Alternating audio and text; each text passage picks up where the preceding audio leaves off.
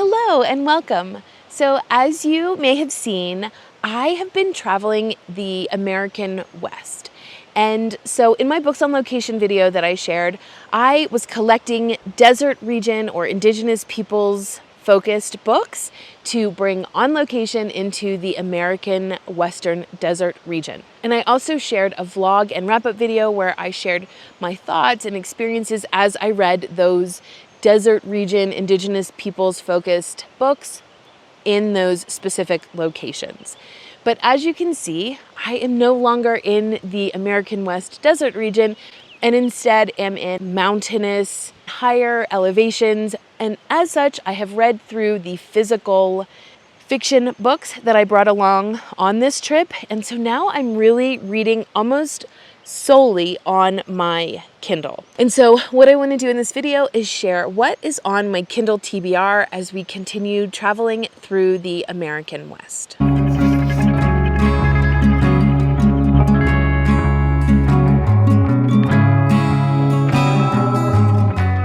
So the first thing to note is I redecorated my Kindle to kind of have this outdoor theme where I've got a camping scene, I've got an owl in these pine trees, and since I hiked and saw a 4,000-year-old bristlecone pine this morning, I just love this and feel like it just has a special place in my heart. And then because we do find some off-road opportunities in our Jeep, I also put this messy hair don't care sticker on there. So I'm really happy with my Kindle decorations. So I wanted to mention that. So the first books that I have on my Kindle that I want to share are my e-arcs. So these are books that I have committed to reading before the books get published, hopefully. And I'll be sure to put down below when all of these books are coming out, being published, so that all that information will be in the description box. The first one is A Terrible Nasty Business by Julia Seals. This is the second book in the Beatrice Steele series. I read A Most Agreeable Murder for Mayflower's readathon in May, and because there's this beautiful lily on the cover of it, and I actually really enjoyed it. It's a very satirical, it's got some dry humor. The author, Julia Seals, adds in things like the name of the town that she's in is Swampshire, and she's like literally stuck in this like town with these old-fashioned ways, and she names her characters. Croaksworth is the gentleman who ends up dying as in this murder mystery, and so there is this satire, sarcastic lens that is over this story, but I loved it so much that I went ahead and applied on NetGalley to read the next book in that series, which I said is A Terrible Nasty Business. So in this we have Beatrice. She has now moved with a chaperone into London with Inspector Drake, who it turns out they actually worked really well together. They are a little bit grumpy sunshine trope, but they worked really well together, and by the end they really seem to respect each other, and so they have decided to open up a business where they are detectives together, and A Terrible Nasty Business comes out June 24th, 2025. Next, I have The Second Chance Convenience Store by Ho Yeon Kim. This is a Korean international bestseller. As I've mentioned, I'm always on the lookout for cozy reads. I think this is really kind of a very calm read.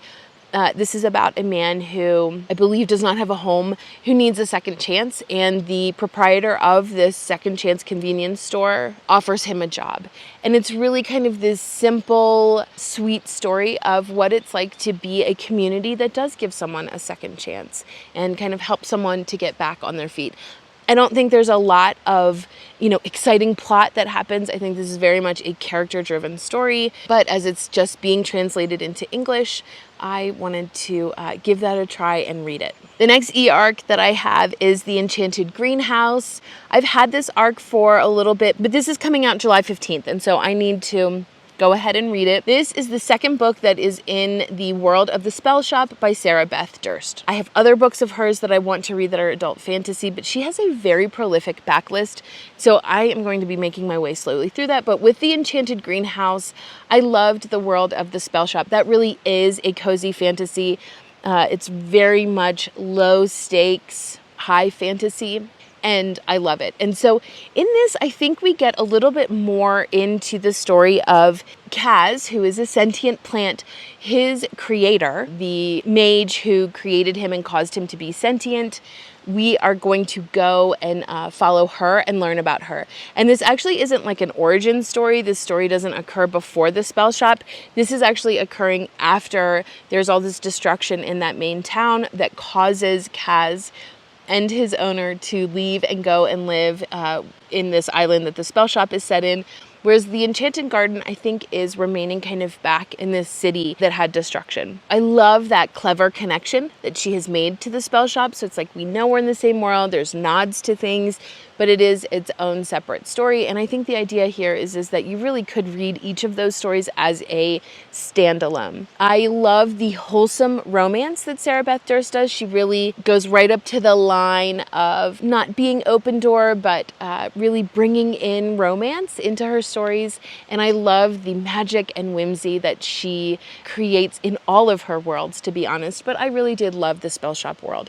So I am very excited to dive into that as well.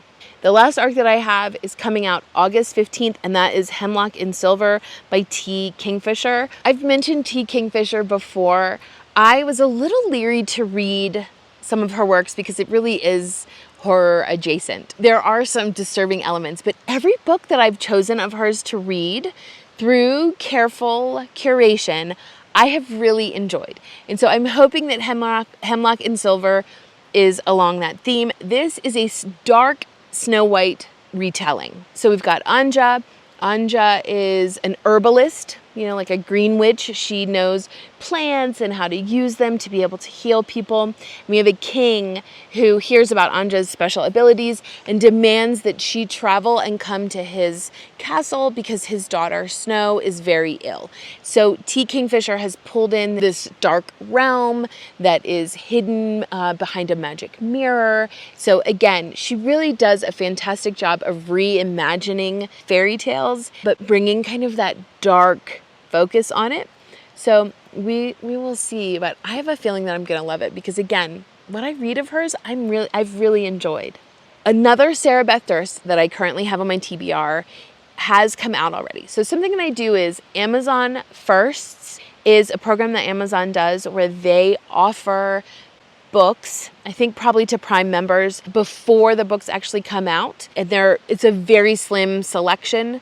But I found The Warbler by Sarah Beth Durst that was on there, I think, in March. And so I grabbed that, and I have not read it. My understanding of The Warbler is that this is darker than maybe some of the other cozier books that she has written. And it's also a standalone. She really does a fantastic job of writing these adult fantasy standalones. But it's a standalone, and we have Elise. Elise is afraid to put down roots. And it's literally because she, I think, has a curse where if she gets settled in one area, she actually will start to put down roots.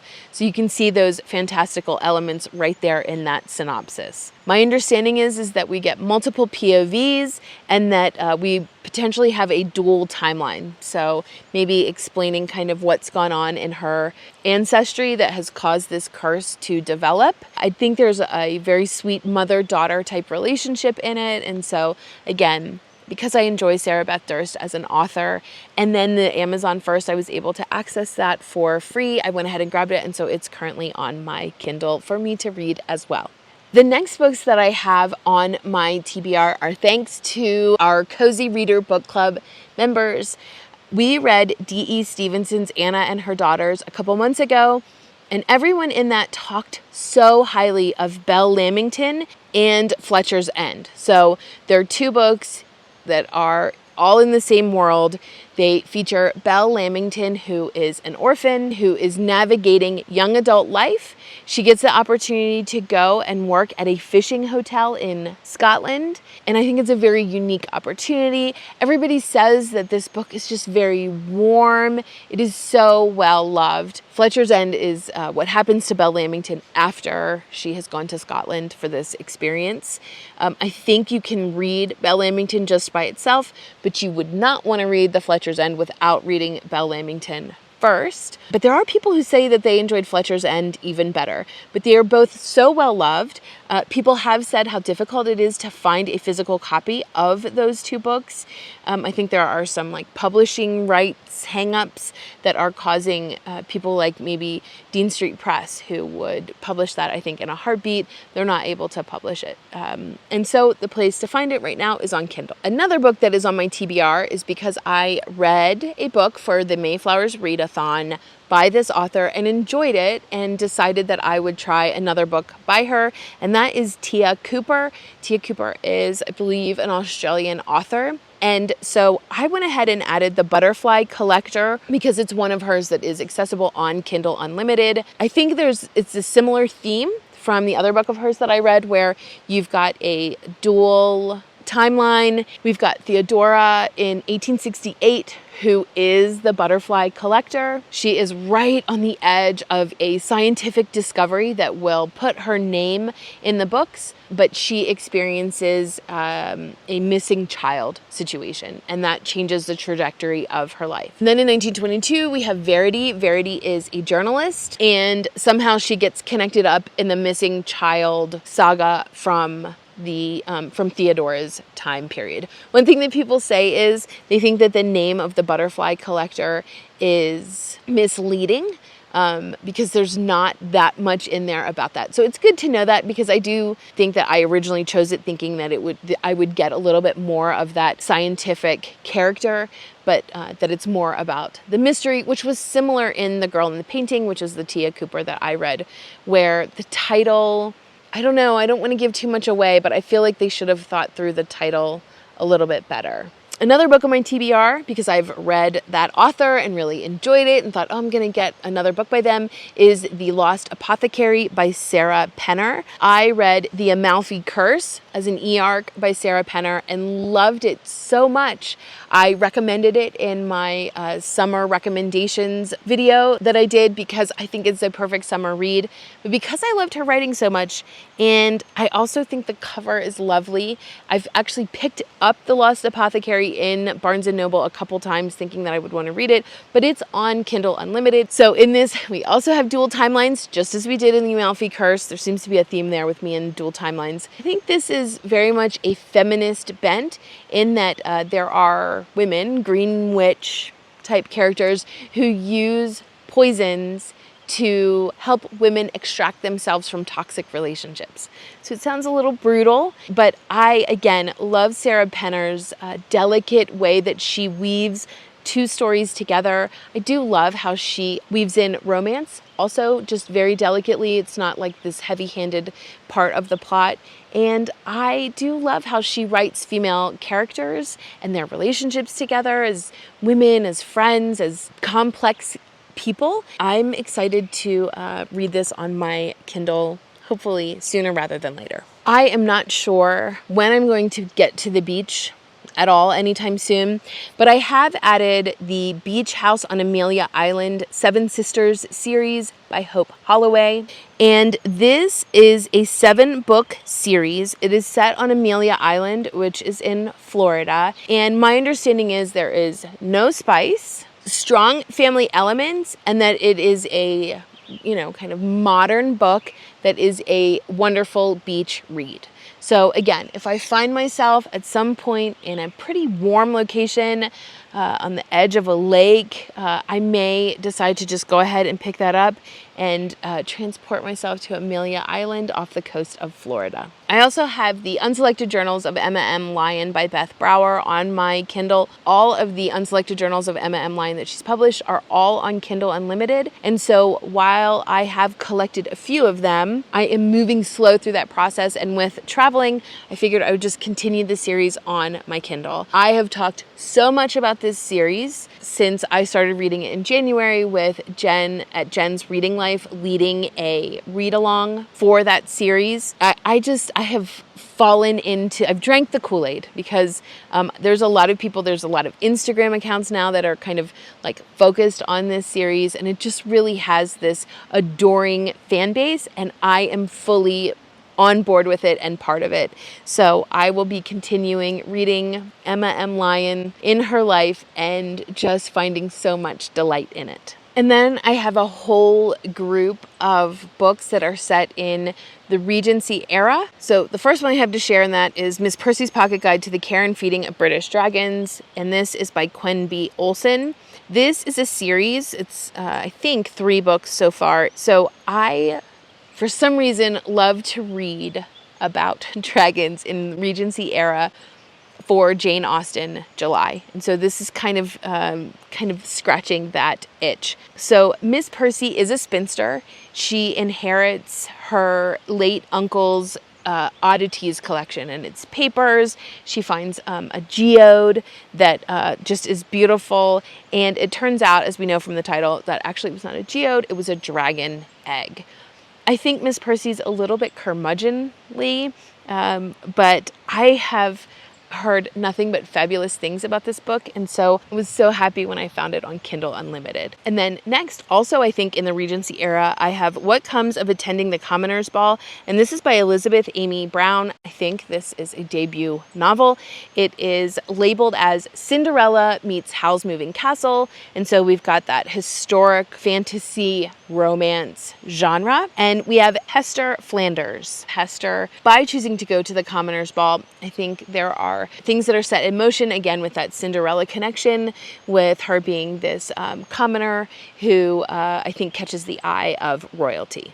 And then I also put Murder at Misselthwaite Manor by A.G. Skelly on here. This is also Kindle Unlimited. And my understanding is this is Regency era Clue. So we've got a murder mystery. We are sort of following along with all the different characters, trying to figure out who done it. And I'm hoping that it's Locked Room, Locked Manor, because I really enjoy those types of murder mysteries. And then lastly, the work of art by Mimi Matthews. This is her Somerset series. This is the first book in that series. This is not Kindle Unlimited. This I was able to find for free. So I just added it to my Kindle and now it's mine, or as much as Amazon will let me have it. But we follow Felita Setterwaith. Part of it is with the title of the work of art. We've got, there's something that is unique about her, or an oddity. This attracts the attention of a duke who has this collection. And so he wants to marry her as part of her collection, obviously for nefarious reasons. And so I think there is a someone else who swoops in and potentially saves her from this disastrous potential for marrying this duke who wants to just collect her. I have read A Holiday by Gaslight by Mimi Matthews. It's a short story set at Christmas time. I highly recommend it. I don't know if I've included it in my Christmas recommendation videos, but maybe. But Mimi Matthews just writes very wholesome Regency era romances that I have at least enjoyed that short story, and so I am doing a toe dip into her works to see what I think about her other works. So, as the sun is setting and getting into my eyes, I think that covers what I've got on my Kindle for me to read as I am dwindling in my physical book copies that I have brought out on this trip into the American West.